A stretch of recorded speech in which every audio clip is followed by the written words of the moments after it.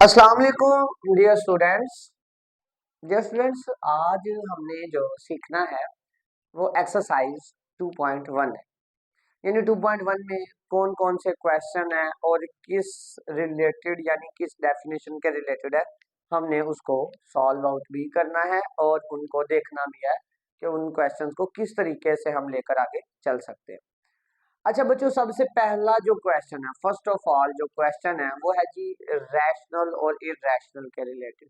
मैंने आपको rational number का बताया था कि रैशनल नंबर ऐसे जिनको पी ओवर क्यू की फॉर्म में लिख सकें वो क्या होते हैं, हमारे पास वो रैशनल नंबर होते हैं।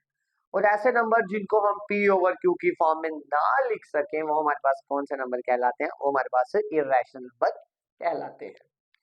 अच्छा जी, आइडेंटिफाई करना है कि ये आपके पास ये नंबर दे दिए गए हैं, यानी ये पार्ट्स दे दिए गए हैं, इनमें से बताना है कौन सा इरेशनल नंबर है और कौन सा रैशनल नंबर है। पहला पार्ट दे देते हैं स्क्वायर रूट ऑफ 3। अच्छा, हम लोगों ने सीखा था कि स्क्वायर रूट के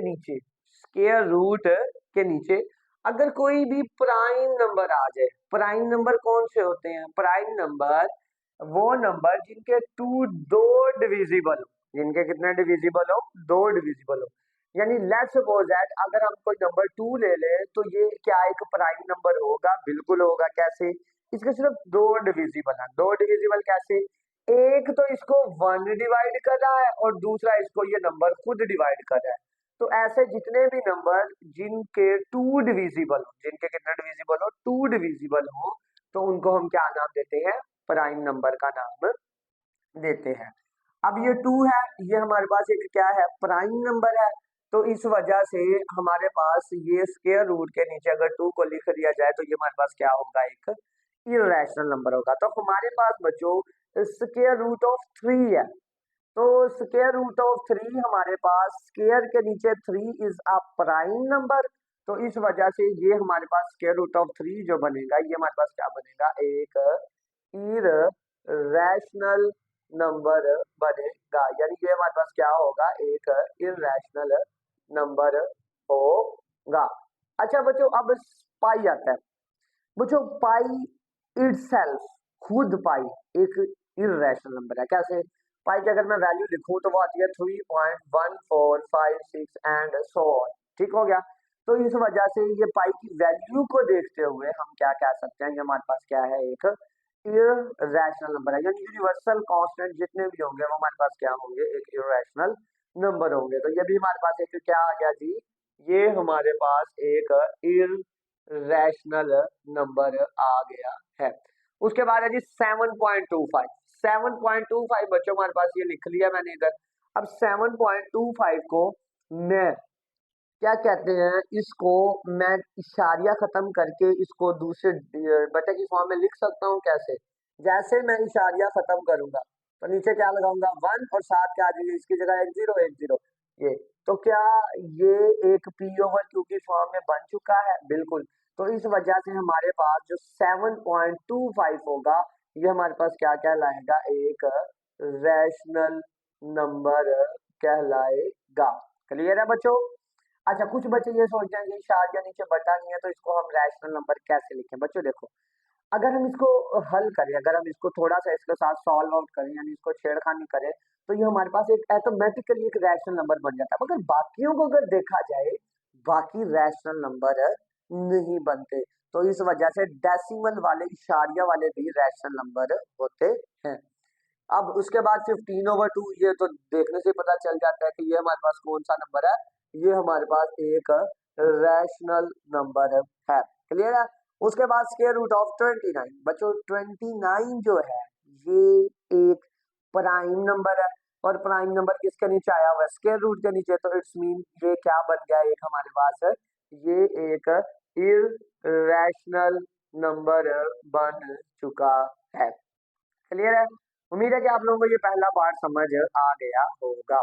अच्छा बच्चों, आगे पार्ट नंबर हम 2 देखते हैं। अब पार्ट नंबर 2 हमारे पास क्या है जी? पार्ट नंबर 2 में वो कहता है कि आपके पास फ्रैक्शन में क्वेश्चन दिए गए हैं। किस तरह? फ्रैक्शन में, यानी कि आपके पास डेसिमल सॉरी बट्टे के अंदर दिए गए हैं, यानी इस तरह आपने उसको फ्रैक्शन में दिए गए, आपने उसको इशारिया के अंदर कन्वर्ट करना है। क्लियर है। अच्छा भी हमारे पास जो क्वेश्चन नंबर 2 में जो फर्स्ट पार्ट है यानी जो पहला पार्ट है वो है जी हमारे पास 17/25। पहला पार्ट क्या है जी 17/25। ठीक हो गया। हमने इसमें से आइडेंटिफाई करना है फ्रैक्शन में से कि कौन सा रैशनल बनता है और कौन सा इररेशनल बनता है। अब हम क्या करेंगे बच्चों, हमने इसको 17 को रखना है अंदर और 25 पे क्या करना है डिवाइड करना है। अंदर वाला नंबर छोटा है तो इशारिया लगाएंगे, इशारिया लगाने के बाद क्या आ जाएगा इधर 0। 170 बन चुका है, क्या बन चुका है 170। अब 25 का टेबल देखेंगे कि 25 के टेबल पे कितनी दफा इसको मल्टीप्लाई करें तो 25 आता है, सॉरी 170 आता है। अब अगर हम देखा जाए तो 25 के टेबल पर 175 आता है या 150 आता है, तो इस वजह से हम यहाँ तो उस नंबर के बराबर उसको डिवाइड करवाएंगे या उससे छोटा। तो 25 को मैं अगर 6 से मल्टीप्लाई करूं तो ये कितना आता है जी 150 आता है। अब अगर मैं अब 0 में से गया 0, 7 में से 5 गए तो मेरे पास कितना बच गया 22। तो ये 1 में से 1 गए 0 आ गया। अब फिर वैल्यू छोटी हो गई है 0 उतारेंगे। अब 25 को कितने टाइम मल्टीप्लाई किया जाए तो 100 आएगा। तो 25 को हम 8 से मल्टीप्लाई करें तो हमारे पास क्या आ जाएगा 200 आ जाएगा। तो इट्स मीन हमारे पास 17/25 को इशारिया में हमने कन्वर्ट किया तो हमारे पास आंसर आ गया जी 0.68 आ गया है। क्लियर है बच्चों। अब इसका पार्ट नंबर हम देखते हैं, पार्ट नंबर 2 हमारे पास क्या है। तो पार्ट नंबर 2 बच्चों हमारे पास है जी 19/2। 19/2 हमने इसको क्या करना है सॉल्व करना है बच्चों। 19/2 को अगेन इसी तरह ही हमने सॉल्व करना है। 19 को रखेंगे अंदर और 2 पे क्या करेंगे डिवाइड, सॉरी 4 है पीछे, 4 में हम लोगों ने क्या करना है डिवाइड करना है। तो ये 4 नीचे आ गया, 4 को रखेंगे अंदर, 4 बाहर और 19 अंदर। अब 4 पे हम लोगों ने क्या करना है डिवाइड, 4 को कितने टाइम मल्टीप्लाई करें 19 आएगा। 4 को हम 19 तो नहीं आता, 5 जार 4 से 5 से करेंगे तो 20 आएगा।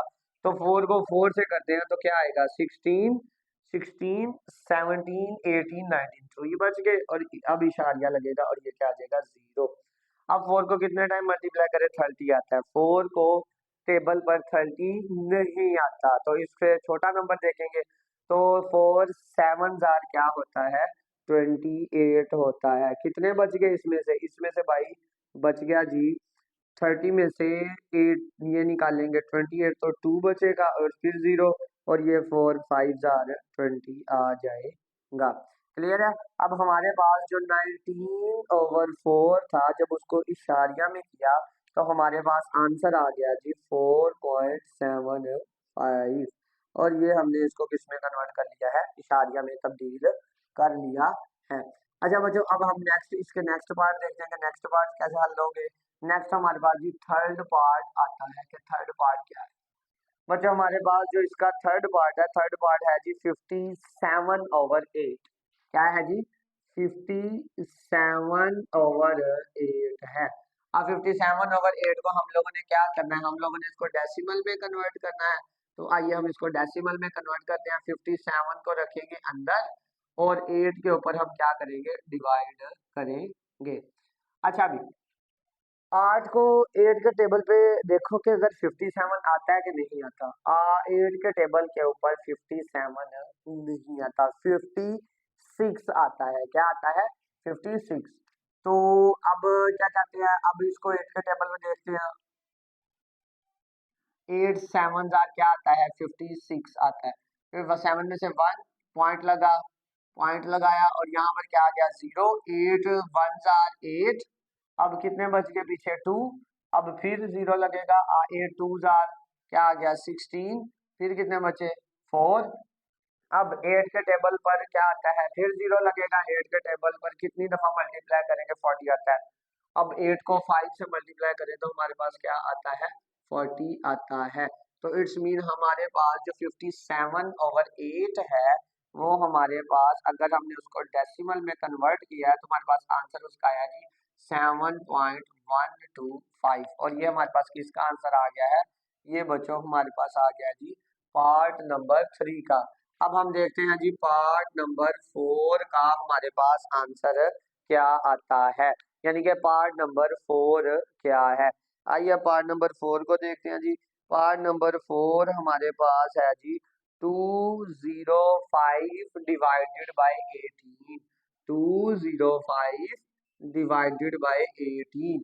अब हम क्या करेंगे, अब हम सॉल्यूशन लिखेंगे, 205 को रखेंगे अंदर और 18 पे क्या करेंगे, डिवाइड करेंगे। अब 18 से हम स्टार्ट करते हैं, यानी 18 के टेबल पर हम इसको देखते हैं कि कैसे हल होगा।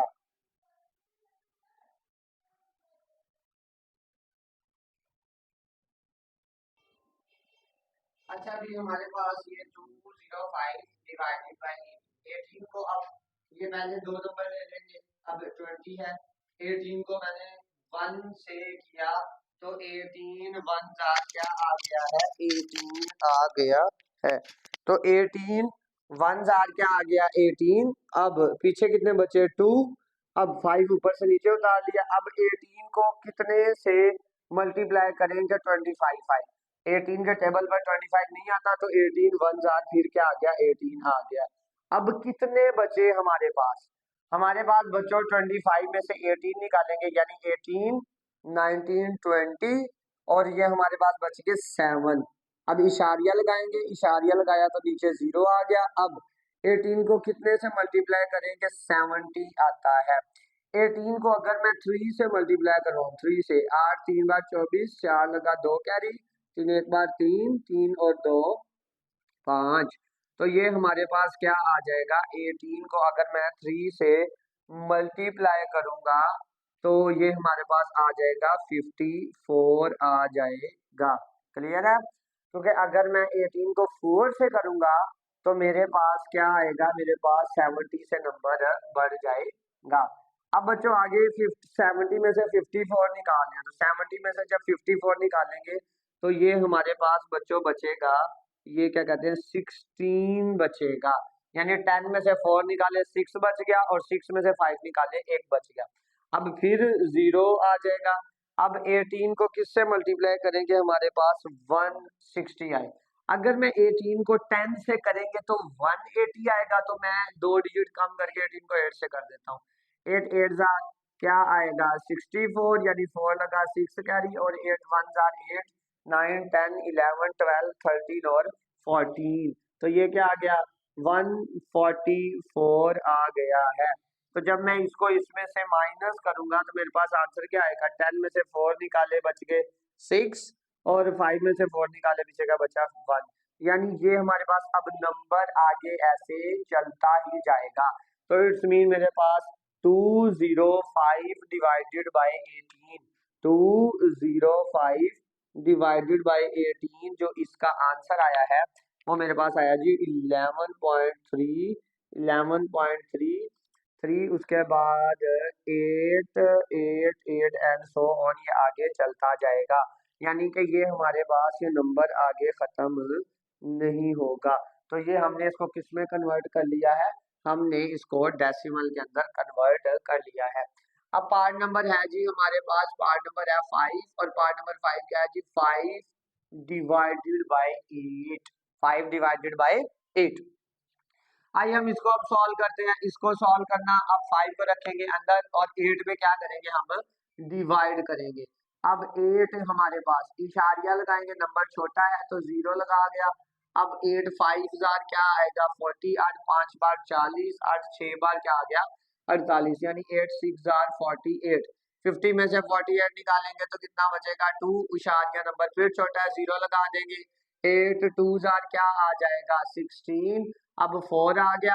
अब क्या कहते हैं फिर 0 उतारेंगे, नंबर छोटा हो गया तो 8 को किससे ज़रब देंगे 40 आ जाए, 8 को 5 से मल्टीप्लाई करवाएंगे, 8 5 जार क्या आ गया 40। अब हमने क्या किया 5/8 को हमने इशारिया के अंदर कन्वर्ट कर लिया है और इसका आंसर हमारे पास आया जी 0.625। क्लियर है बच्चों, और ये भी हम लोगों ने सॉल्व आउट कर लिया है। ये आपके पास था क्वेश्चन नंबर 2, इसके पार्ट थे। उन्होंने कहा था कि आपके पास ये रैशनल नंबर दिए गए हैं फ्रैक्शन के अंदर, आप लोगों ने इसको कन्वर्ट करना था, किसमें आप लोगों ने कन्वर्ट करना था इसको, क्या कहते हैं, डेसिमल में, और ये हम लोगों ने डेसिमल में इसको कन्वर्ट कर लिया है। अब हम देखते हैं पार्ट नंबर 3। पार्ट नंबर 3 को हम सॉल्व आउट करते हैं कि पार्ट नंबर 3 हमारे पास क्या है।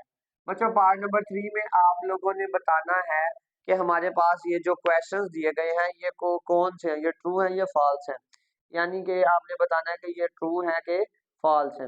अब जी पहला पार्ट है जी, पहला पार्ट है जी 2/3, उसने दिया हुआ है जी 2/3 is an irrational number, is an irrational number, यानी कि उसने कहा कि 2/3 जो है ये हमारे पास एक इररेशनल नंबर है। क्या ये बात दुरुस्त है कि गलत है?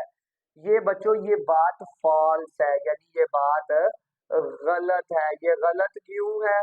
क्योंकि 2/3 यानी ये बटे की फॉर्म में है, तो बटे की फॉर्म में जितने भी हमारे पास जो क्वेश्चंस होते हैं या जो जो नंबर होते हैं वो हमारे पास क्या कहलाते हैं, रैशनल नंबर आते हैं। इसका करेक्ट आंसर क्या होगा कि 2/3 जो है ये हमारे पास एक रैशनल नंबर है। ये क्या है, एक हमारे पास रैशनल नंबर है। अब पार्ट इसका जो 2 है उसको देखना है।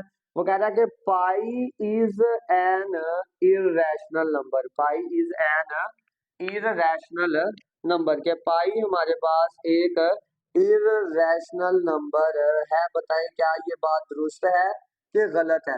बच्चों ये बात बिल्कुल सही है, ये बात बिल्कुल ट्रू है, क्योंकि पाई जो है इटसेल्फ, पाई जो है इटसेल्फ वो हमारे पास एक इररेशनल नंबर है। पाई हमारे पास इटसेल्फ क्या है, एक इररेशनल नंबर है। तो इसका आंसर क्या होगा? ये आंसर बिल्कुल करेक्ट है, यानी ये आंसर बिल्कुल सही है, ये स्टेटमेंट बिल्कुल सही है। अब उसके बाद पार्ट नंबर हमारे पास क्या आता है जी, पार्ट नंबर हमारे पास आ गया है जी 3। पार्ट नंबर 3 में उन्होंने पूछा है कि आप लोगों ने बताना है कि हमारे पास के टर्मिनेटिंग और नॉन टर्मिनेटिंग के बारे में बताना है। उन्हें कहा है जी 1/9 जो है ये हमारे पास एक टर्मिनेटिंग है। 1/9 इज टर्मिनेटिंग फ्रैक्शन। क्या है? 1/9 इज अ टर्मिनेटिंग फ्रैक्शन है। कहता है कि बताओ क्या ये बात दुरुस्त है कि ये गलत है? बच्चों इसका जो आंसर है इसको हम डिवाइड करके बता सकते हैं। अब 9 को हम 1 को रखेंगे अंदर और 9 पे करेंगे डिवाइड, इशारिया लगा 0, 9 1 जार 9, अब फिर 1 उतर आया, फिर 0, 9 1 जार 9, फिर 1 उतर आया 0। बच्चों ये टर्म जो है क्या कहते हैं, इशारिया के बाद जो है वो नंबर चलता आ रहा है, यानी कि 1/9 को जब हम लोगों ने कन्वर्ट किया तो ये हमारे पास आंसर आया जी 0.1111, ऐसे सो ऑन ये चलता जा रहा है। तो ऐसी फ्रैक्शन, ऐसी डेसिमल फ्रैक्शन जिसमें इशारिया के बाद नंबर चलता ही जाए, रिपीट होता जाए, ब्लॉक की फॉर्म में या एक ही नंबर रिपीट होता जाए, तो वो ऐसी फ्रैक्शन जो होती है वो नॉन टर्मिनेटिंग होती है। वो क्या होती है हमारे पास? नॉन टर्मिनेटिंग होती है। तो ये इन्होंने गलत लिखा हुआ है, तो इट्स मीन ये हमारा आंसर, ये जो स्टेटमेंट है ये क्या है, गलत है, यानी ये क्या है, फॉल्स है। अब पार्ट नंबर हम लोग क्या देखते हैं, पार्ट नंबर 4 की स्टेटमेंट हम लोग देखते हैं। तो बच्चों पार्ट नंबर 4 क्या है जी, उसमें वो कहता है कि 3/4 यानी 3/4 is terminating fraction, is a terminating fraction के 3/4 जो है ये हमारे पास एक टर्मिनेटिंग फ्रैक्शन है। कहता है कि बताओ ये बात दुरुस्त है कि गलत है? इसको भी हम कैसे बता सकते हैं, इसको भी हम डिवाइड करेंगे, 3 को रखेंगे अंदर और 4 पे क्या करेंगे, डिवाइड, इशारिया लगा 0। अब 4 1 जार 4, 4 के टेबल पे 30 आता है, नहीं आता। इससे छोटा नंबर देखेंगे, 4 5 जार 6 20, 4 6 जार 24, 4 7 जार 28, तो कितना बच गया, 2 बच गया, फिर 0, 4 4 जार 16 और 4 5 जार 20 आ गया। तो यानी मैंने जब 3/4 को इशारिया में कन्वर्ट किया तो मेरे पास आंसर आया जी 0.75। अगर इशारिया के बाद नंबर फाइनाइट हो यानी डिजिट फाइनाइट हो यानी महदूद हो, लामहदूदी हो यानी चलते ही ना जाए, रुक जाए, तो ऐसी जो डेसिमल फ्रैक्शन या रिप्रेजेंटेशन होगी वो टर्मिनेटिंग होगी। तो ये बात हमारे पास क्या है, दुरुस्त है। अब लास्ट पे बच्चों हमारे पास इसका एक पार्ट रह गया है, और वो पार्ट है जी बच्चों, वो ये है जी 4/5 इज रिक्योरिंग फ्रैक्शन, यानी 4/5 इज अ रिकरिंग फ्रैक्शन, यानी कि 4/5 जो है वो हमारे पास एक रिकरिंग फ्रैक्शन है। कहता है कि ये बताओ ये दुरुस्त है कि गलत है। रिकरिंग फ्रैक्शन जो है ना, इसको हम दूसरे अल्फाज में ये भी बोलते हैं non terminating fraction, non terminating fraction, non terminating fraction. अब क्या करूंगा मैं, 4 को रखूंगा अंदर और 5 पे क्या करूंगा डिवाइड, इशारिया लगा 0, अब 5 8 बार क्या आ गया 40, यानी कि ये कंप्लीटली इसके ऊपर क्या हो चुका है, डिवाइड हो चुका है, यानी 4/5 हमारे पास इक्वल आ गया जी 0.8 के। अगर इशारिया के बाद डिवाइड करने के बाद, यानी कि डिवाइड के इशारिया के बाद डिजिट फाइनली रुक गए हैं, चलते नहीं जा रहे, आगे नहीं मूव ऑन नहीं करते जा रहे, तो ऐसी फ्रैक्शन को कहते हैं टर्मिनेटिंग फ्रैक्शन। क्या बोलते हैं, टर्मिनेटिंग। तो ये इशारिया के बाद डिजिट रुक गया है तो ये टर्मिनेटिंग होगा, मगर उन्होंने क्या कहा है, रिकरिंग है यानी नॉन टर्मिनेटिंग है, तो ये बात उन्होंने गलत लिखी है, ये बात उन्होंने क्या लिखी है, गलत लिखी है, कि हमारे पास 4/5 एक टर्मिनेटिंग फ्रैक्शन है। उन्होंने क्या लिखा हुआ, उन्होंने लिखा हुआ कि रिकरिंग फ्रैक्शन, तो ये बात क्या हुई, गलत हुई। ठीक है बच्चों, ये हमारे पार्ट यहाँ तक 5 जो है वो क्या हो गए, ये इसके कंप्लीट हो गया। इससे आगे हम क्वेश्चन नंबर देखते हैं, क्वेश्चन नंबर 4।